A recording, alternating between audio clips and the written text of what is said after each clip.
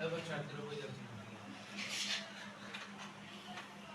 alaikum warahmatullahi wabarakatuh. Everybody, in the beginning of our class, I would like to thank you everyone, and you are all most welcome to our today's 30th Friday surprise spoken English class with grammar. And again, I thank you because today we have been able to start our class in time. Although we are late today, 10 minutes. And we have started our class in time, inshallah. And everybody, you know that today we will describe in front of you about the use of be verb. You know, be verb is very important for us too.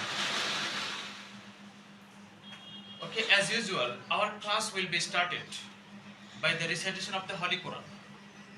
And Minhajul Islam is ready to recite the Holy Quran. Minhajul Islam, come and start reciting the Holy Quran.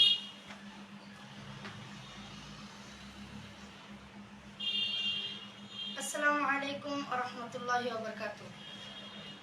أعوذ بالله من الشيطان الرجيم.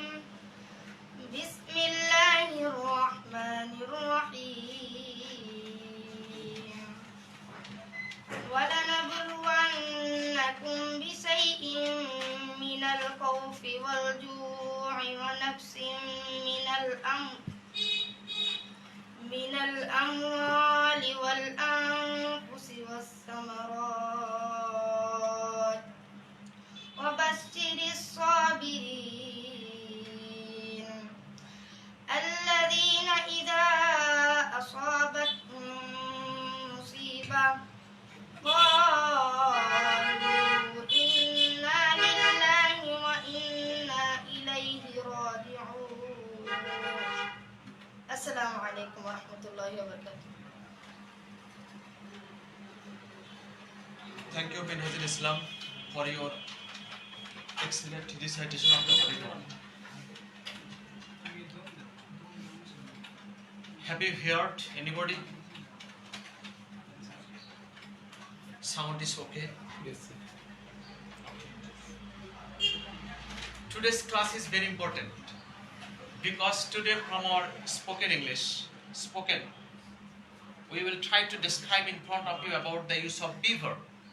And you know, be verb is so important for us to know in spoken English or in academic English.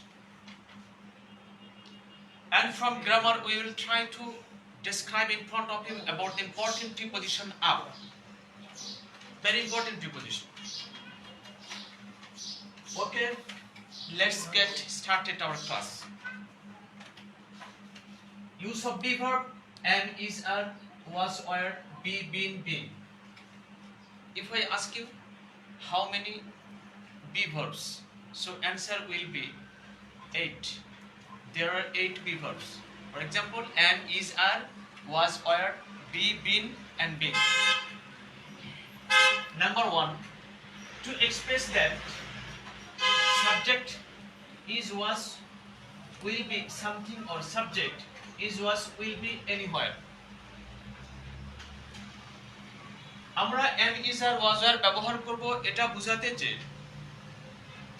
কোনো subject কোনো কিছু হয় বা হয়েছিল বা হবে, অথবা subject কোথাও আছে, কোথাও ছিল, অথবা কোথাও থাকবে, এমনটা বোঝাতে আমরা বি ভার্ব ব্যবহার করব। এবং আমি এখানে আরেকটা বিষয় উল্লেখ করেছি, auxiliary verb as a main verb. এখানে আমরা প্রথম নম্বরে, এই যে 1 নম্বরে বি ভার্বকে মেইন ভার্ব হিসেবে আমরা ব্যবহার করেছি। এই ছোট্ট পার্থক্যটা আমাদের না জানার কারণে আমাদের কাছে ইংলিশটা অনেক জটিল মনে হয়। যদি বি ভার্ব, হ্যাভ ভার্ব আর ডু ভার্ব, ওদিকে মোডাল অক্সিলারি আর ওদিকে মেইন ভার্ব, এই ভার্বগুলো সম্পর্কে আমাদের যদি ক্লিয়ার কনসেপ্ট না থাকে, তাহলে আমরা একাডেমিক ইংলিশ, ইভেন স্পোকেন ইংলিশও আমরা ভালো করতে পারবো না। তাই বি ভার্বের ব্যবহারটা আমাদের ভালো করে জানা উচিত, যে আমরা এই বি ভার্বটা কি মেইন ভার্ব হিসেবে ব্যবহার করেছি নাকি অক্সিলারি হিসেবে ব্যবহার করেছি, এটা আমাদের জন্য জানা খুবই দরকারি। আমি আবারও রিপিট করছি, টু এক্সপ্রেস দ্যাট, এটা নির্দেশ করতে যে সাবজেক্ট ইজ সামথিং, সাবজেক্ট কোনো কিছু, অর সাবজেক্ট ওয়াজ সামথিং, অথবা সাবজেক্ট কোনো কিছু ছিল, or subject will be something, অথবা সাবজেক্ট কোনো কিছু হবে, or subject is anywhere, subject কোথাও আছে, অর সাবজেক্ট ওয়াজ এনিওয়্যার, অথবা সাবজেক্ট কোথাও ছিল, or subject will be anywhere, অথবা সাবজেক্ট কোথাও থাকবে। For example, okay, auxiliary verb as a main verb, অর্থাৎ বি ভার্বগুলোকে আমরা মেইন ভার্ব হিসেবে এখানে ব্যবহার করেছি। For example, I am a student of surprise, আমি সারপ্রাইজের একজন শিক্ষার্থী বা ছাত্র। তোমরা এখানে দেখছো যে এম, এখানে এম এর পরে আর কোনো ভার্ব নাই। যখন আমরা কোনো বি ভার্ব, যেহেতু আজকের আলোচনাটা বি ভার্ব নিয়ে, আমি বি ভার্বের মধ্যে সীমাবদ্ধ থাকতে চাই। একটা বিষয় তোমাদের জানা রাখা দরকার যে verb mainly two kinds, main verb and auxiliary verb. আমরা এখানে বি ভার্বটা কিন্তু অক্সিলারি হিসেবে দেখিয়েছি, আবার মেইন হিসেবে দেখিয়েছি। আমি যদি তোমাদেরকে প্রশ্ন করি যে what is auxiliary verb, auxiliary বলতে কি বোঝো, এক কথায় তোমাদের বলতে হবে অক্সিলারি ভার্ব মানে সাহায্যকারী ভার্ব। সাহায্যকারী ভার্ব হচ্ছে ওই ভার্ব যেই ভার্বগুলো প্রিন্সিপাল ভার্বের সাহায্য ছাড়া চলতে পারে না, অর্থপূর্ণ করতে পারে না, এটাই হচ্ছে কি অক্সিলারি ভার্ব। এখন প্রশ্ন করতে পারো, sir I am a student of surprise, সারপ্রাইজের আমি একজন ছাত্র, এখানে এমটা কি ভার্ব? Main verb. এখানে এমটা মেইন ভার্ব, কিন্তু তোমরা কিন্তু জানো যে এমটা অক্সিলারি ভার্ব। একটা বিষয়ের নাম, আমাদেরকে একটা নাম নির্ধারণ করতে হয়, তাই না? তো অক্সিলারি ভার্ব, অক্সিলারি ভার্ব তো অক্সিলারি ভার্ব, মেইন ভার্ব তো মেইন ভার্ব। অক্সিলারি ভার্বের বৈশিষ্ট্য হচ্ছে এই যে অক্সিলারি ভার্ব কেবলমাত্র আমরা যে বেশ কিছু আগে যে একটা বিষয় শেষ করেছি, এটা হচ্ছে যখন সেমি মডাল গুলো বা পিওর মডাল যেগুলো বলেছি আমি, পিওর মডাল গুলো, পিওর মডাল ছাড়া সবগুলো সাহায্যকারী ভার্বের দুটো ক্ষমতা আছে। একটা ক্ষমতা হচ্ছে, অর্থাৎ পিওর মডাল কয়টা তোমরা তো জানো, তো পিওর মডাল 9টা, shall, should, will, would, can, could, may, might, must. এই 9টা ব্যতীত যতগুলো যতগুলো যতগুলো ভার্ব আছে, অর্থাৎ বি ভার্ব বলো, ডু ভার্ব বলো, ঠিক আছে, অথবা তোমার সেমি মডাল বলো, এই সবগুলো ভার্বের ক্ষেত্রে আমাদের মনে রাখা দরকার যে এই ভার্বগুলো আমরা সাহায্যকারী হিসেবে ব্যবহার করতে পারি, অথবা মেইন ভার্ব হিসেবেও ব্যবহার করতে পারি। এই হচ্ছে অক্সিলারি ভার্বের একটা কি বৈশিষ্ট্য, যে সেটা মেইন ভার্ব হিসেবে ব্যবহৃত হয় এবং অক্সিলারি ভার্ব হিসেবেও ব্যবহৃত হয়। কেবলমাত্র পিওর যে মোডাল ভার্ব আছে, মোডাল অক্সিলারি, সেগুলো কিন্তু শুধুমাত্র অক্সিলারি হয়, সেইটা কিন্তু প্রিন্সিপাল ভার্ব হওয়ার ক্ষমতা রাখে না। কি কি verb? Shall, should, will, would, can, could, may, might, must. এই 9টা ভার্ব কখনো প্রিন্সিপাল ভার্ব হওয়ার ক্ষমতা রাখে না। এছাড়া যতগুলো অক্সিলারি ভার্ব আছে, তুমি ডু ভার্ব বলো, হ্যাভ ভার্ব বলো, আর এরপরে সেমি মডাল বলো, এই সবগুলো দুটো ক্ষমতা, একটা হচ্ছে সে অক্সিলারি হিসেবে ব্যবহৃত হয়, আর একটা হচ্ছে কি সে প্রিন্সিপাল ভার্ব হিসেবে ব্যবহৃত হয়।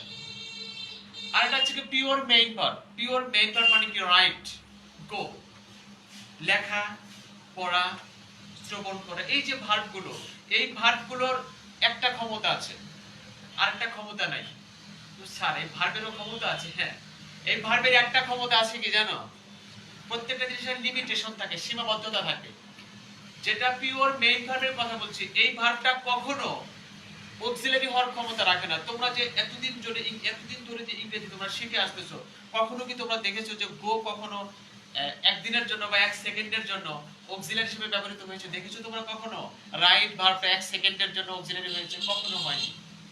আর যেটা পিওর মেইন ভার্ব, ওইটা কখনো অক্সিলারি হওয়ার ক্ষমতা রাখে না। কিন্তু পিওর মডাল ভার্ব ছাড়া, 9টা ছাড়া যতগুলো অক্সিলারি ভার্ব আছে, এই সবগুলো অক্সিলারি ভার্বের দুটো ক্ষমতা, সে মেইন ভার্ব হিসেবে ব্যবহৃত হতে পারে এবং সে অক্সিলারি ভার্ব হিসেবে ব্যবহৃত হতে পারে। এটা কিন্তু মেইন কথা আজকের ক্লাসের। এই অংশটা কিন্তু খুবই গুরুত্বপূর্ণ 1 আর 2। তোমরা যদি আজকের ক্লাসটা যদি তোমরা বুঝতে পারো, তাহলে সামনে ইংরেজির যে মেইন যে বিষয়গুলো তোমরা বুঝতে পারো না। যদি কাউকে প্রশ্ন করা হয় আই অ্যাম এ স্টুডেন্ট কোন টেন্স, বলে যে স্যার এটা প্রেজেন্ট কন্টিনিউয়াস টেন্সে। কেন প্রেজেন্ট কন্টিনিউয়াস হলো? বলে যে স্যার এই যে অ্যাম ইজ আর আছে তাই প্রেজেন্ট কন্টিনিউয়াস। তোমাদের বোঝা উচিত যে অ্যাম ইজ আর এর পরে তো ভার্বের মেইন ভার্বের সাথে আইএনজি থাকা লাগে, তাই না?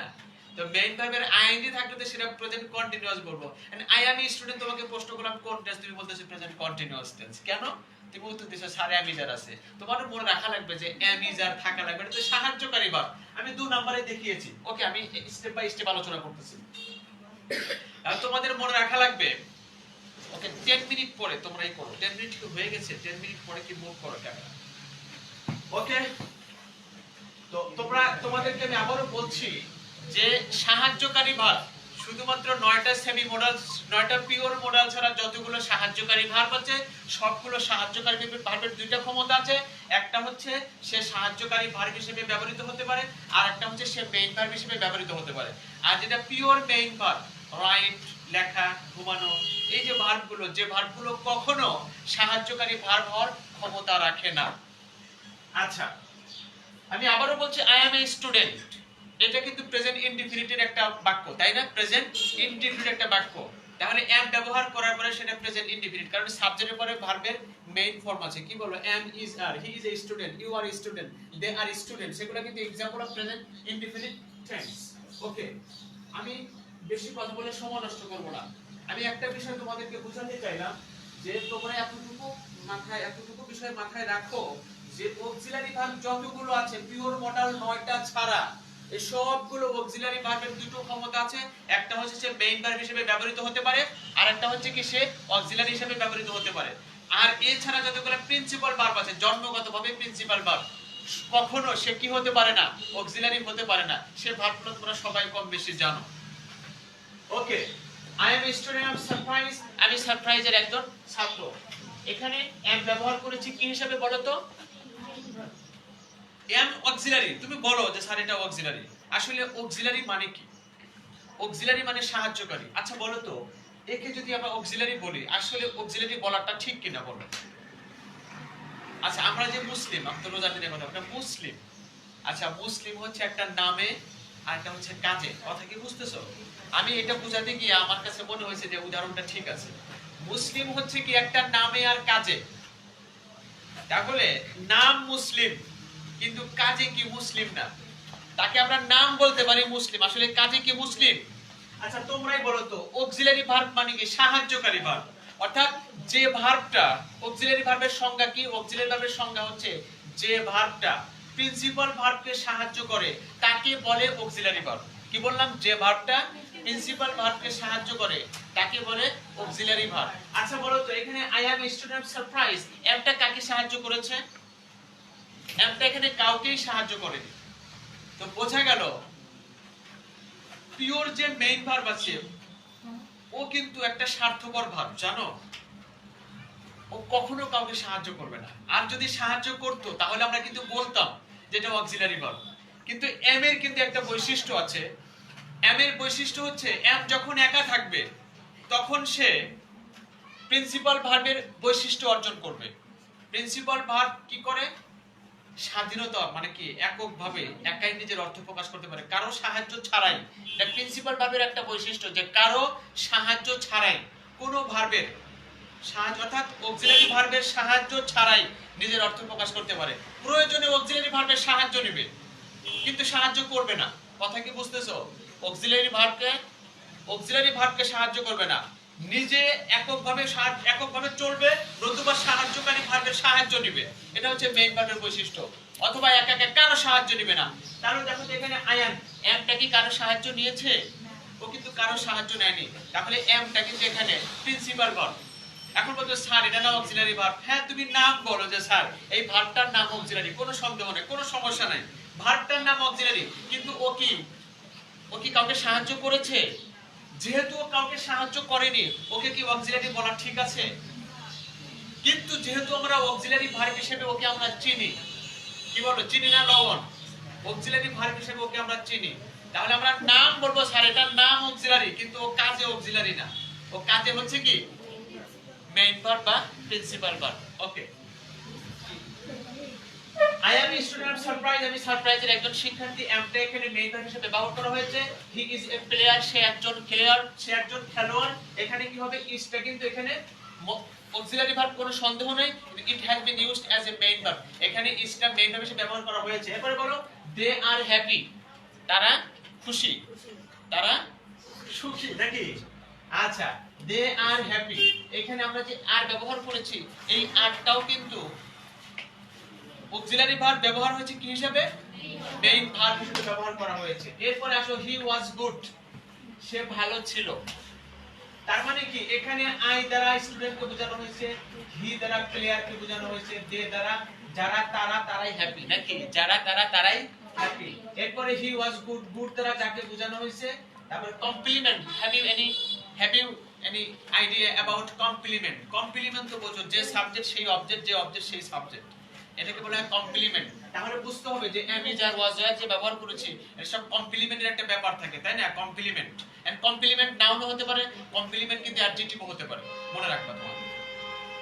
তাহলে হি ওয়াজ গুড, সে ছিল ভালো, তার মানে হি দ্বারা যাকে বোঝানো হয়েছে, গুড দ্বারা কাকে বোঝানো হয়েছে, হি, এখানে একটা কমপ্লিমেন্ট।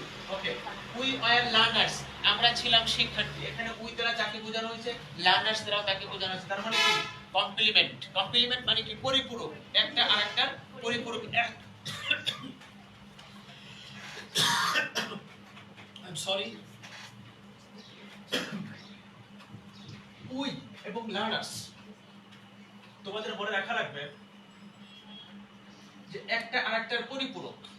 পরিপূরক মানে কি একটা ছাড়া আরেকটা চলতে পারে না, তাকে বলা হয় পরিপূরক। এই কমপ্লিমেন্ট মানে হচ্ছে কি পরিপূরক। উই ওয়্যার লার্নার্স, আমরা শিক্ষার্থী ছিলাম।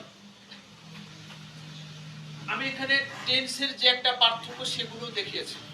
টেন্সের একটা ব্যাপার am is আর was আর ব্যবহার করেছি। তাহলে কমপ্লিমেন্টের ব্যাপার হচ্ছে বাম পাশে, তোমরা খেয়াল করো, এটা কিন্তু কমপ্লিমেন্টের ব্যাপার। এখন এই যে আমি ডান পাশে যে দেখিয়েছি, এটা কিসের ব্যাপার বলো? I am at surprise, আমি যে কথা সারপ্রাইজ একই কথা নাকি?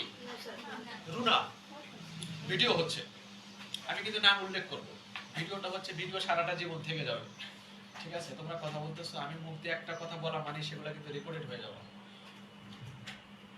I am at surprise, আমি সারপ্রাইজে আছি, তার মানে কি আমি যে কথা সারপ্রাইজে একই কথা, কি বলো? কেন মানছো না, কেন বলো? তার মানে এখানে কমপ্লিমেন্টের ব্যাপার আসে না। তাহলে আমি কোথায় আছি, তার মানে এখানে সারপ্রাইজ একটা স্থান, তার মানে যদি কোনো ব্যক্তি কোথাও থাকে, কোনো সাবজেক্ট যদি কোথাও থাকে বা কোথাও ছিল বা কোথাও থাকবে, মাত্র 3টা সিম্পল টেন্স দেখাইছি আমি এখানে, কিন্তু মাত্র টেন্স মোট 12টা না, আমি মাত্র 3টা সিম্পল টেন্স দেখাইছি। একটা হচ্ছে প্রেজেন্ট ইনডিফিনিট, আরটা হচ্ছে কি পাস্ট ইনডিফিনিট, আরটা হচ্ছে ফিউচার ইনডিফিনিট। তার মানে আরো যে টেন্স আছে 9টা আছে, ওগুলো কিন্তু আমি দেখাই না, ওগুলো যদি আমি দেখাতে চাই এখানে কিন্তু স্পেস হবে না। এত বৃহৎ আলোচনা, তারপরে অনেক কিছু কিন্তু আমি বাদ দিয়ে যাচ্ছি, এর মধ্যে থেকে তোমাদের শিখতে হবে। যতটুকু শর্ট করেছি এর মধ্যে থেকে তোমাদের শিখতে হবে, এবং তোমাদের যে আইডিয়াটাকে, তোমাদের কনসেপ্টটাকে ক্লিয়ার করতে হবে। তাহলে আই অ্যাম এট সারপ্রাইজ, আমি কোথায় আছি, সারপ্রাইজে আছি।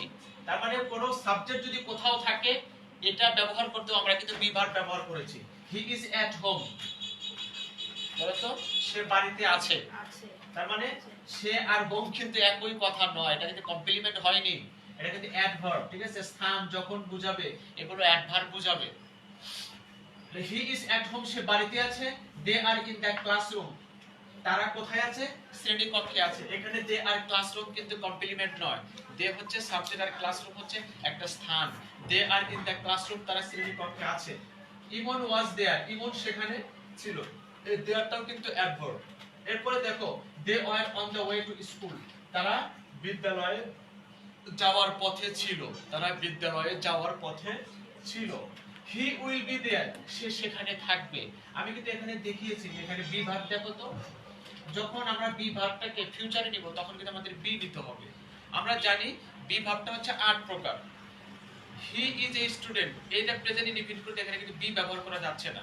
বিটাকে বলা হয় mother verb, be is called the mother verb, ঠিক আছে, mother verb of am is আর was were, ঠিক আছে। তাহলে am is আর was were, এটা আমরা am is আর ব্যবহার করি প্রেজেন্ট ইনডিফিনিটে, was were ব্যবহার করি হচ্ছে পাস্ট ইনডিফিনিটে, আর বি ব্যবহার করি আমরা সাধারণত ফিউচার ইনডিফিনিটে ব্যবহার করি, ঠিক আছে।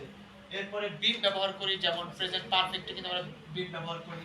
এখানে বিং আছে না, বিংটাও কিন্তু আমরা মেইন ভার্ব হিসেবে, আচ্ছা আমি মেইন ভার্ব হিসেবে দেখাচ্ছি।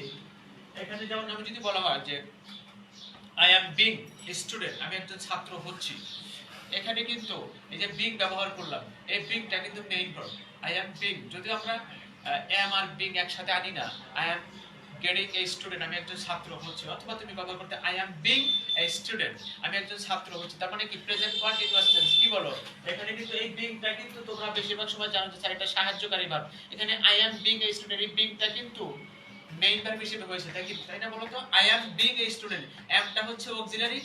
ওকে, 2 নম্বরে আমি দেখাচ্ছি বিষয়টা, 2 নম্বরে আলোচনা করব। যেহেতু এটা হচ্ছে মেইন ভার্ব হিসেবে ব্যবহার হয়েছে, তাই তোমাদেরকে মেইন ভার্ব হিসেবে দেখাচ্ছি যে I am being a student, আমি একজন শিক্ষার্থী হচ্ছি। তার মানে এখানে এমটা হচ্ছে সাহায্যকারী আর বিংটা হচ্ছে মেইন ভার্ব।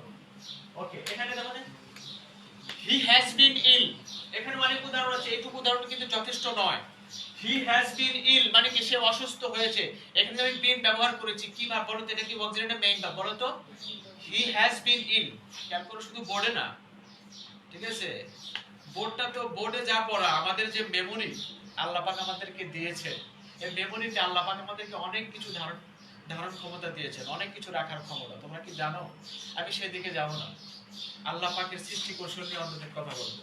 আল্লাহ তাআলা আমাদেরকে মেধা দিয়েছেন, আমরা আমাদের মেমোরিতে যা যা আছে সেগুলো যদি আমরা লিখতে যেতাম, এর শত শত বোর্ড শেষ হয়ে যাবে, লেখা শেষ হবে না। আল্লাহ পাক আমাদের মেমোরিতে, আমি যদি সবগুলো লিখে লিখে তোমাদের প্রকাশ করি, আমার এই মার্কারে কিন্তু সংকলন হবে না।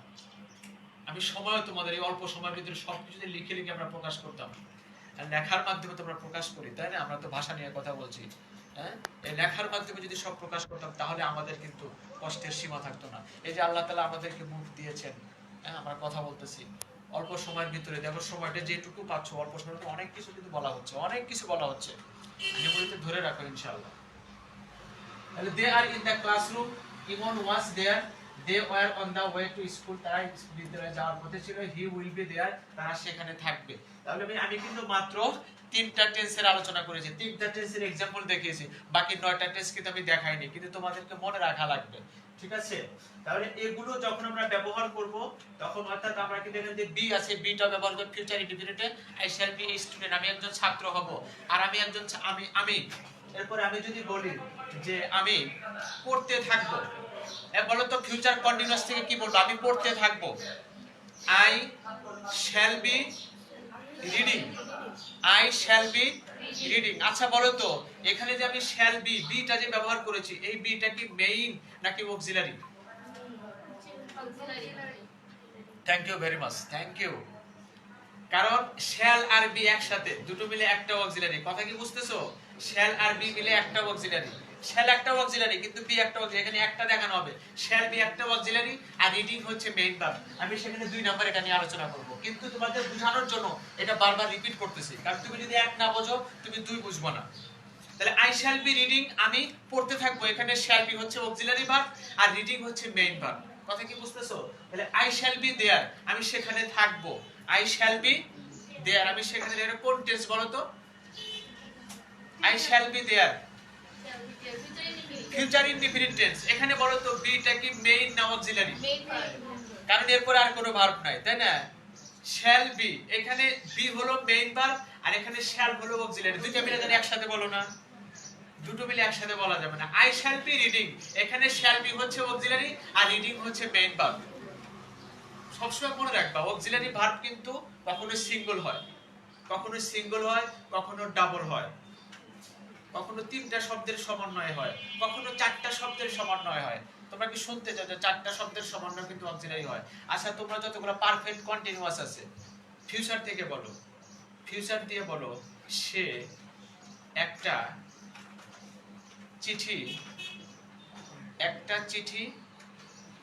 লিখতে থাকবে। হ্যাঁ হ্যাঁ হ্যাঁ, বা সে 5 মিনিট ধরে একটা চিঠি লিখতে থাকবে।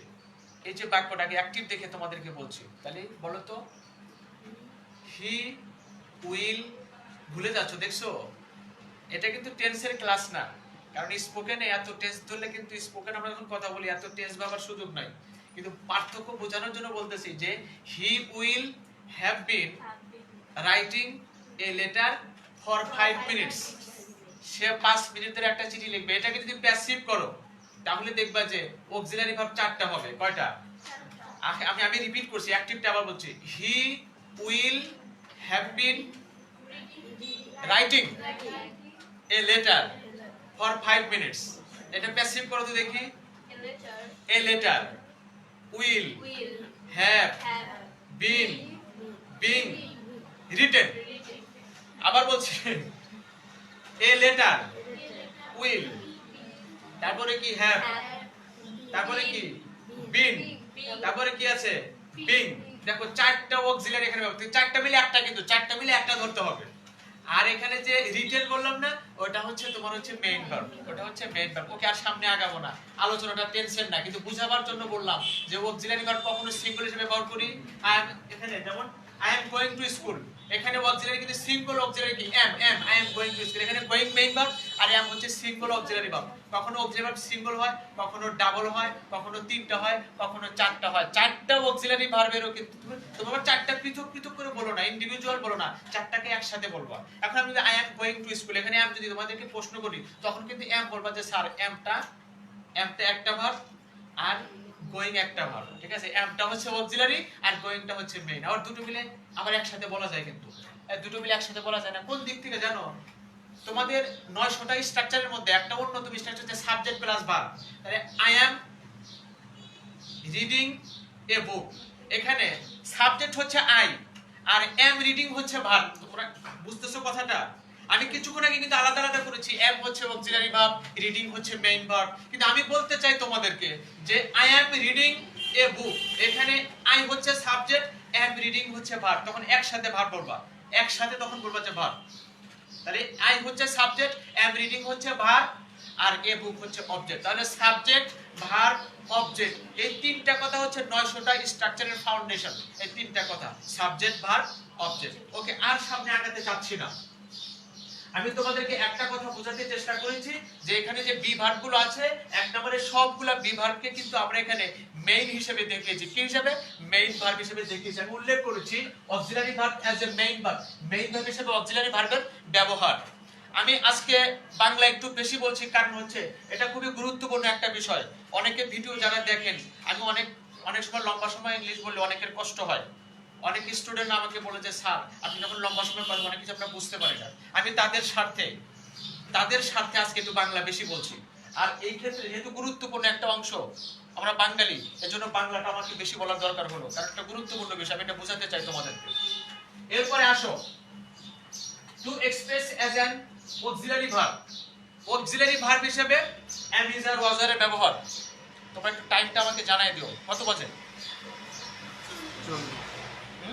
40 বাজে। আমরা শুরু করেছি কখন? 11 তে। কয় মিনিট হলো ক্লাস? 30 মিনিট হয়েছে। আমরা কি 10 মিনিটে শেষ করতে পারবো? আচ্ছা 50-এ আমাকে একটু সিগন্যাল দিও, ঠিক আছে? ওকে, আবার 10 মিনিট পরে তোমরা আবার একটু ভিডিও মুভ করবা, ঠিক আছে? ক্যামেরা মুভ করবা। To express as an auxiliary verb, auxiliary verb হিসেবে am is আর was আর be been being এর ব্যবহার। For example, I am reading now, আমি এখন পড়ছি, আমি এখন পড়ছি। Is it auxiliary or main verb? Ask me. Is it auxiliary or main verb? Am. Undoubtedly it is auxiliary verb. And reading main verb. Okay? He is learning English. সে ইংরেজি শিখছে। You are saying is it auxiliary verb or main verb? Auxiliary verb. Learning main verb. You are talking to him. তুমি তার সাথে কথা বলছো। Here I have used to. You can also use with. You can use also with. You are talking with him. তুমি তার সাথে কথা বলছো। Or you are talking to him. তুমি তার সাথে কথা বলছো। After talk.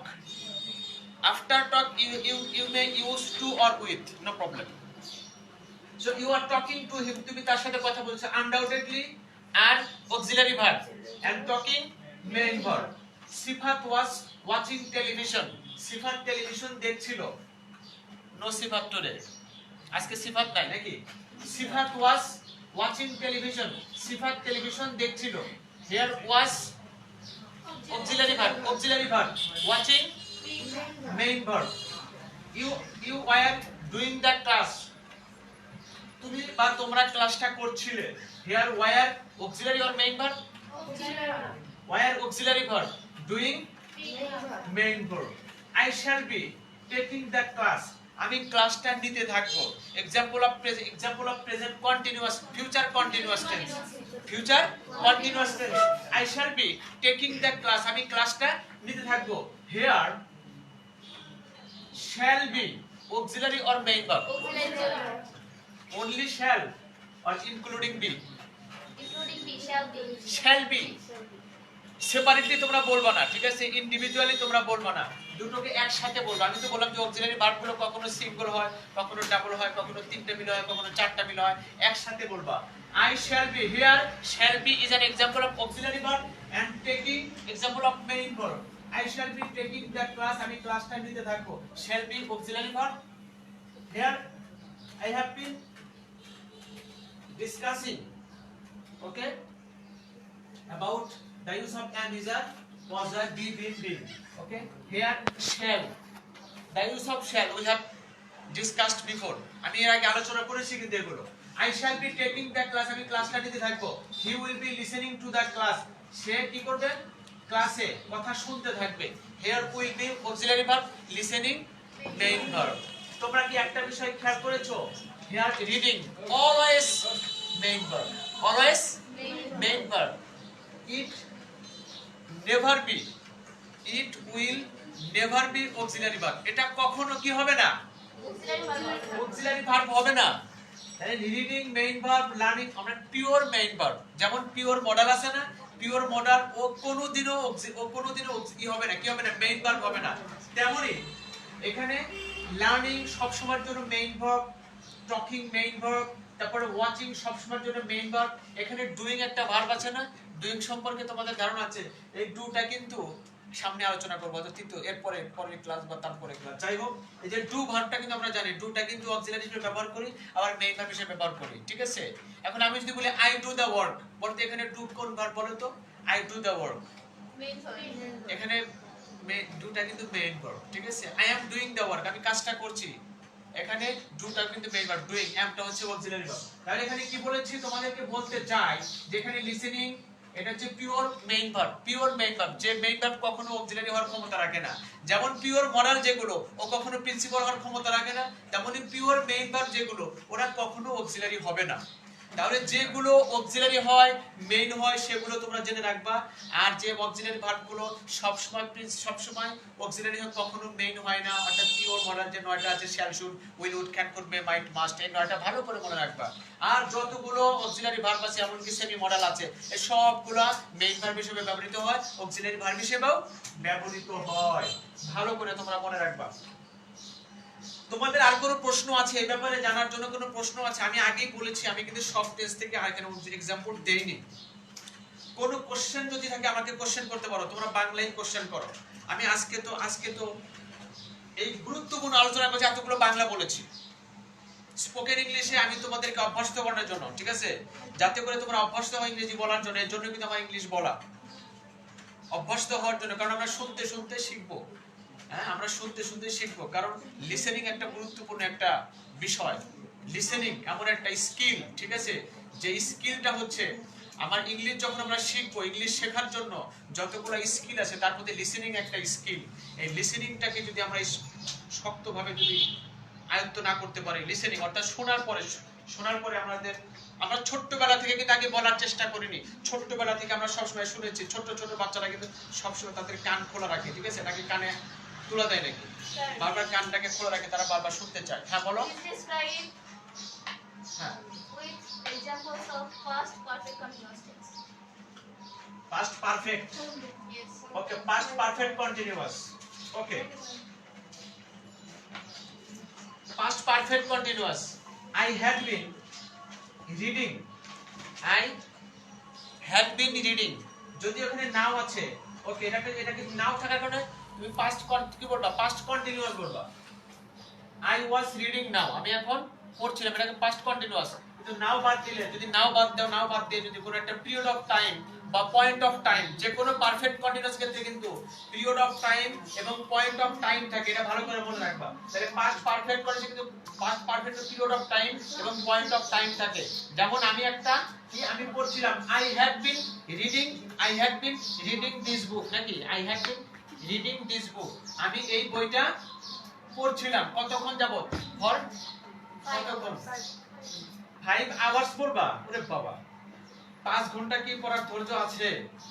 হ্যাঁ, আধা ঘন্টা পড়ো তোমরা। আধা ঘন্টা পড়ার পরে বারবার এই কে মিস কল দিল, তারপরে হচ্ছে কে ফ্রেন্ড রিকোয়েস্ট পাঠালো, এগুলো নিয়ে ব্যস্ত থাকা হয়, ঠিক আছে।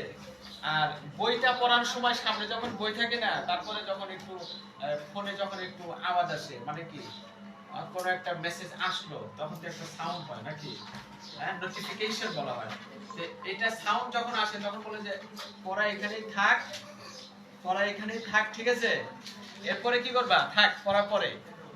এই যে আজকে যে নিয়ত করলে যে আজকে এটুকু পড়বো, যখনই তোমার ফোনে কোনো মেসেজ আসলো বা অনেকক্ষণ যাবত ফেসবুক দেখতেছি না, বন্ধুরা কে কোথায় আছে, তখন কিন্তু পড়ার কিন্তু কি সর্বনাশ, পড়ার কিন্তু সর্বনাশ হয়ে গেল।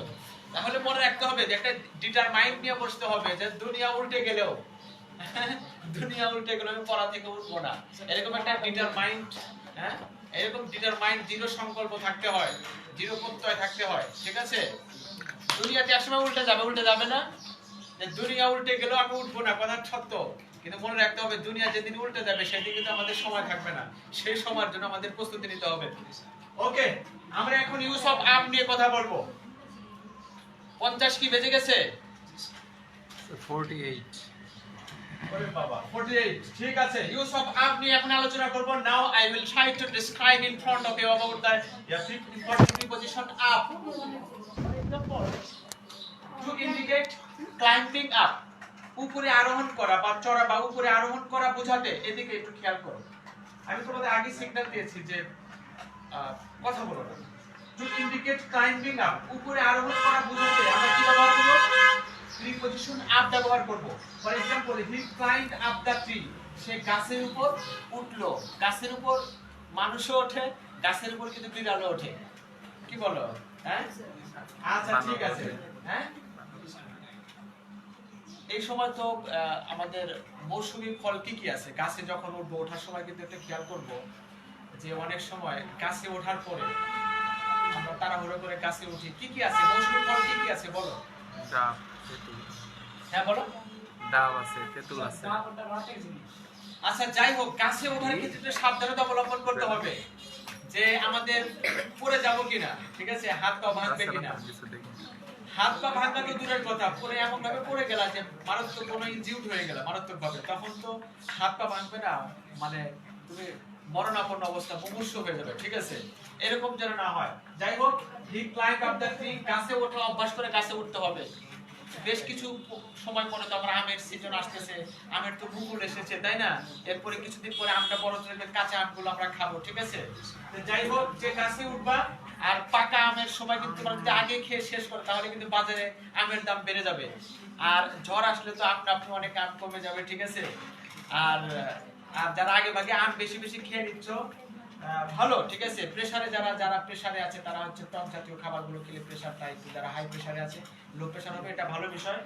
এছাড়া গাছে যে আমগুলো বেশি বেশি আম যদি আমরা আম বানায় খাই না, তো এটা যদি বেশি বেশি খাই তাহলে কিন্তু পরবর্তীতে আমের একটা সংকট তৈরি হবে, এই বিষয়টা মাথায় রাখতে হবে, তাই না? বাজারে যাতে সংকট তৈরি না হয়।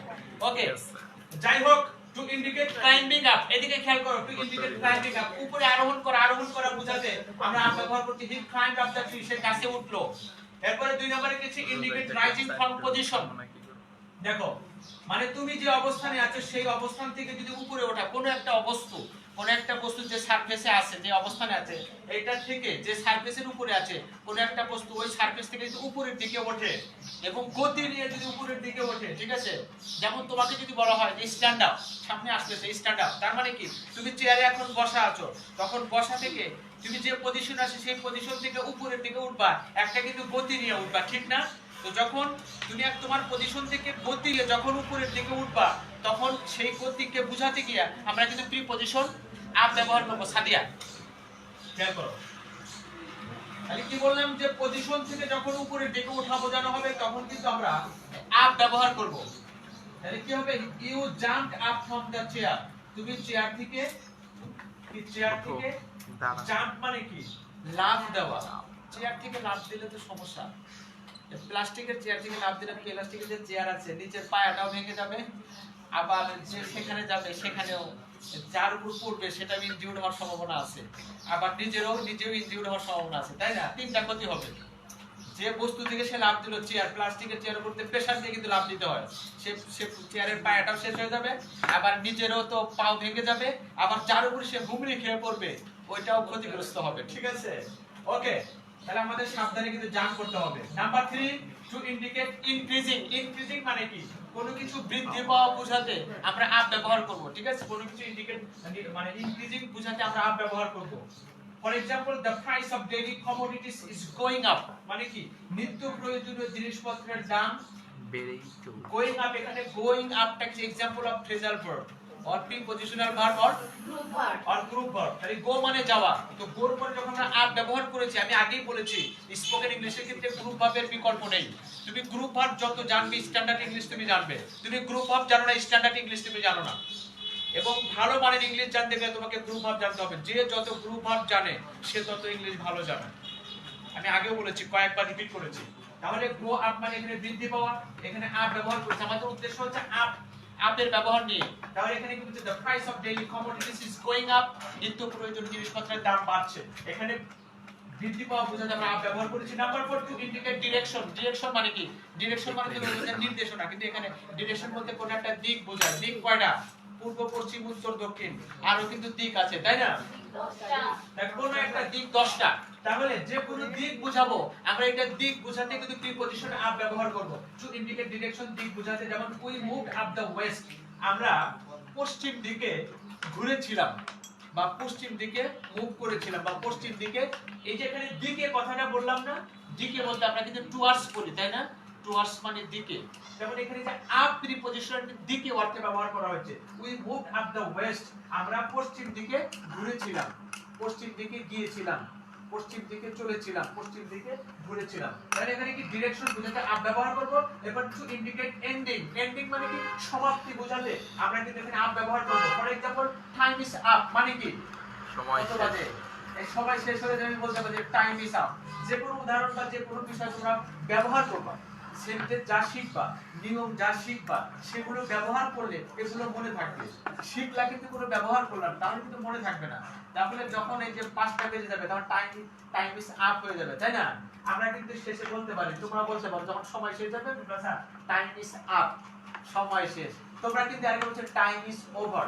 ওভার মানে কি? সময় শেষ। তাহলে আমরা ওভার দ্বারাও কিন্তু, অর্থাৎ যতগুলা প্রিপজিশন আছে, কোন প্রিপজিশন হিসেবে ব্যবহার হয়, কখনো প্রিপজিশন ভার্ব হিসেবে ব্যবহৃত হয়, কখনো প্রিপজিশন অ্যাডজেক্টিভ হিসেবে ব্যবহৃত হয়, ঠিক আছে? কখনো প্রিপজিশন কনজাংশন হিসেবে ব্যবহৃত হয়, বুঝলা তো? কখনো প্রিপজিশন ফ্রেজাল ভার্ব হিসেবে ব্যবহৃত হয়। বুঝতেছো কথাটা? যা যা বললাম মেমোরিতে রেখে দিও। টাইম ইজ আপ, সময় শেষ, ঠিক আছে? এখন দেখো number 6, to indicate happening something, মানে কোনো কিছু ঘটা বোঝাতে, মানে something happens, something is happening, কোনো কিছু ঘটেছে বা কোনো কিছু ঘটেছে বা ঘটছে, মানে কোনো কিছু ঘটা বোঝাতে আমরা কিন্তু আপ ব্যবহার করব। মাঝে মধ্যে কাউকে জিজ্ঞাসা করে তোমার খবর কি, হ্যাঁ, বা কয়টার খবর চাও নাকি? হোয়াটসঅ্যাপ মানে কি? হোয়াটসঅ্যাপ কিন্তু একটা গণমাধ্যমের একটা আমরা যে যোগাযোগ মাধ্যম, তাই না? হোয়াটসঅ্যাপ কি বলবো, এটা যোগাযোগ মাধ্যম না। হোয়াটসঅ্যাপ মানে কি, কি খবর, আমরা যেটা মুখে মানুষের কাছে খবর নেই কি খবর, তেমনি কিন্তু যারা হোয়াটসঅ্যাপ যে যারা এটা এটা এটা সিস্টেমটা চালু করেছে বা এই যোগাযোগ মাধ্যমের নামটা দিয়েছে, তাই না, হোয়াটসঅ্যাপ। হ্যাঁ আচ্ছা, হোয়াটসঅ্যাপ নাকি, তাহলে হোয়াটসঅ্যাপ মানে কি, খবর কি, অথবা আচ্ছা খবর কি বলো নাকি কি হয়েছে বলো।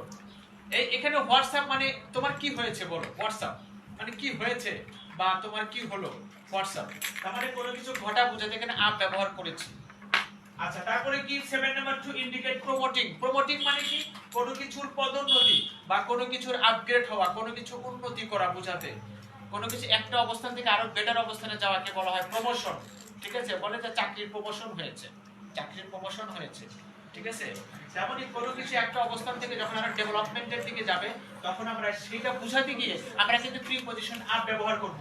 For example hour system has been upgraded, আমাদের পদ্ধতিটা, hour system of teaching has been upgraded, শিক্ষাদানের যে আমাদের পদ্ধতিটা এটা কি হয়ে গেছে বলো তো, উন্নত হয়েছে, উন্নত হয়েছে। এই যে একটা passive sentence, example of passive sentence, hour system has been upgrade, আমাদের সিস্টেমটা আপগ্রেড হয়েছে। তারপরে 8 নম্বরে কি আছে বলো তো, টু ইন্ডিকেট বিসাইডস, পাশাপাশি বোঝাতে আমরা কিন্তু এখানে আপ ব্যবহার করেছি। For example I live with this street, মানে স্ট্রিট মানে কি, আমি এই রাস্তার পাশে, আমি এই রাস্তার পাশে থাকি। তার মানে কি, রাস্তার পাশে থাকা মানে কি, অর্ডিনারি পারসন, সাধারণ ছেলেগুলো আছে না, হ্যাঁ পথ শিশুরা যারা আছে তারা তো রাস্তার পাশে থাকে। এটা তারা রাস্তার পাশে কি বুঝাইছে, রাস্তার পাশে যদি তোমার বাড়ি থাকে, কি বলো, রাস্তার পাশে যদি তোমার বাড়ি থাকে তাহলে কিন্তু বলবা যে এই রাস্তার পাশে আমার বাড়ি আছে, সেখানে আমি থাকি, কি বলো। তাহলে I live up this street মানে কি, এই রাস্তার পাশে বা এই রাস্তার দিকে, দিকে বা পাশে বোঝাতেও আমরা এখানে প্রিপজিশন আপ ব্যবহার করেছি, I live up this street, এই রাস্তার পাশে আমি থাকি।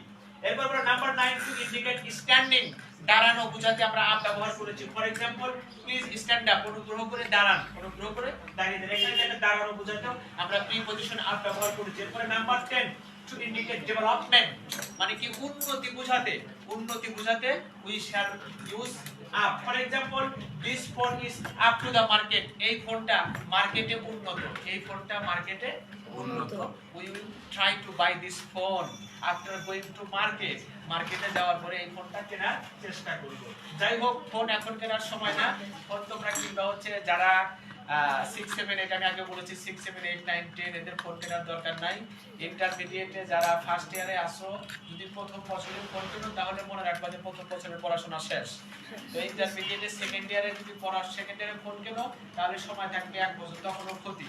তবে যে যখনই ফোন কেনো ইন্টারমিডিয়েটে ওঠার পরে হয়তো ফোন কিনতে পারো, কিন্তু একটু নিজেকে কন্ট্রোল করতে হবে, নিজেকে কন্ট্রোল করলে ফোন ইউজ করা যায়। কারণ অনেকের কাছে ফোন আছে, সে সবসময় ফোন দেখে না। ফোন দেখার সবচেয়ে বড় ক্ষতিকর দিকটা হচ্ছে যে আমাদের যে আই সাইট, আমাদের আই সাইটটা কিন্তু শেষ হয়ে যাচ্ছে। আমরা যারা কম্পিউটার ব্যবহার করি, তার বেশি বেশি ফোন ব্যবহার করি, আমাদেরকে কিন্তু বেশি বেশি যদি ব্যবহার করো ফোন অথবা কম্পিউটার যেটাই করো, অতিরিক্ত মিস ইউজ যদি করো তাহলে আমাদের চোখে কিন্তু সমস্যা দেখা দেবে। আমরা কিন্তু আগে ভাগে কি হয়ে যাব, অন্ধ হয়ে যাব, আগে ভাগে অন্ধ হয়ে যাব। একটা সময় আসবে, আগের মানুষগুলো তারা এখনো যেমন চোখে দেখে না, আমাদের এই জেনারেশনটা একটা সময় আসবে তারা অল্প বয়সে চোখে দেখবে না। তারা যে সময়টা বুড়োরা চোখে দেখে, বুড়ো মানুষ, এই সময়ে আমরা একটা সময় যখন ওনাদের বয়স পার হওয়ার আগেই আমরা কিন্তু চোখে দেখবো না। কেন দেখবো না বলতো, এই যে আমরা যে ফোনের যে মিস ইউজ করতেছি, অতিরিক্ত ব্যবহার করতেছি, যার কারণে আমাদের চোখের ক্ষতি হচ্ছে। এর জন্য সবাই আমরা এই মোবাইল ফোনের মিস ইউজটা, তোমাদের প্যারাগ্রাফ সবাই কম বেশি করেছো, ডায়লগও তোমরা পড়ো, ইমেইলে তোমরা জানো। এই শুধু পড়াগুলো বইয়ের খাতায় রেখো না, বাস্তব জীবনেও এই মোবাইল ফোনের যে মিস ইউজগুলো বা এই যোগাযোগ মাধ্যমের যে মিস ইউজগুলো, এগুলো তোমরা ভালো করে বাস্তব জীবনে কাজে লাগাও, যাতে করে আমরা বেহুদা ফোন দেখে সময় নষ্ট না করি, আমাদের চোখটাও নষ্ট না করি। কারো স্বাস্থ্যের ব্যাপক হানি হতে পারে, ব্যাপক ক্ষতি হতে পারে, যে বেশি বেশি ফোন দেখে তার স্বাস্থ্যের মারাত্মক হানি হতে পারে। রাত জাগা, এই যে ফোনের কারণে অনেক স্টুডেন্ট আমাকে বলছে, স্যার ফোন না থাকলে রাতে ঘুম ধরে না। ঠিক আছে, বিষয়টা এমন হয়ে গেছে যে ফোন না থাকলে 5টা কি বেজে গেছে, 5টা গেলে আমি আর কথা বলবো না। টাইম ইজ ওভার কেন বললা, আজকে শিখালাম টাইম ইজ আপ। তোমরা তো এটা বলতে পারতে যে স্যার টাইম ইজ আপ, যা যা শেখাবো সবগুলো মনে রাখবা, নতুন নতুন শব্দ ব্যবহার করবা, নতুন নতুন শব্দ ব্যবহার করলে আমি বুঝবো যে তোমরা কি আপগ্রেডিং হচ্ছ নাকি তোমাদের কি হচ্ছে, পদোন্নতি প্রমোশন হচ্ছে, সবসময় আপগ্রেড হওয়া লাগবে, ঠিক আছে? সবসময় নিজেকে আপগ্রেড করবো, সবসময় নিজের উন্নতি করাবো। আমি রাসূলের একটা হাদিস বলছি, রাসূল একটা হাদিস বলেছেন যে ওই সকল ব্যক্তিগুলো তাদের জন্য ধ্বংস। আমি হয়তো হাদিসের রেফারেন্স গুলো ওইভাবে দিতে পারছি না, যারা হাদিস বিশারদ আছেন তারা বিষয়টাকে আপনারা এভাবে দৃষ্টিতে দেখবেন। আমি হাদিসটা আবারও বলছি যে যার আজকের দিনটা গতকালকের যে উন্নত হলো না তার জন্য ধ্বংস। কি বললাম? যার আজকের দিনটা, এটা হাদিস, হতে পারে সাহাবায়ে কেরামের মুখ থেকে হাদিসটা এসেছে, হতে পারে রাসূল সাল্লাল্লাহু আলাইহি ওয়াসাল্লামের মুখ থেকে এটা এসেছে। মনে রাখতে হবে হাদিসগুলো আমাদের সিলেক্টের ব্যাপারে মনে রাখতে হবে যে হাদিসটা কোথা থেকে এসেছে। তবে এটা হাদিস, এই হাদিসটা কোন ক্ষেত্রে, হাদিসটা কতটুকু স্ট্রং, এইগুলো বিষয়গুলো যারা হাদিস বিশারদ আছে তোমরা এগুলোকে পরবর্তীতে জানার চেষ্টা করবে। তো হাদিস থেকে বলছি যে আজকের দিনটা যার গতকালকের যে উন্নত হলো না তার জন্য ধ্বংস, তার জন্য ক্ষতি। তাহলে তুমি সবসময় মেজারমেন্ট করবা যে গতকালকের চাইতে আজকের দিনটা আমার ভালো হলো কিনা। তো গতকালকের চাইতে আজকের দিনটা যদি আমার ভালো না হয় তাহলে কিন্তু আমার ক্ষতি হবে, আমার ধ্বংস হবে। এই হাদিস থেকে আমরা জানতে পারলাম। Thank you everyone. আসসালামু আলাইকুম ওয়া রাহমাতুল্লাহি ওয়া বারাকাতুহু।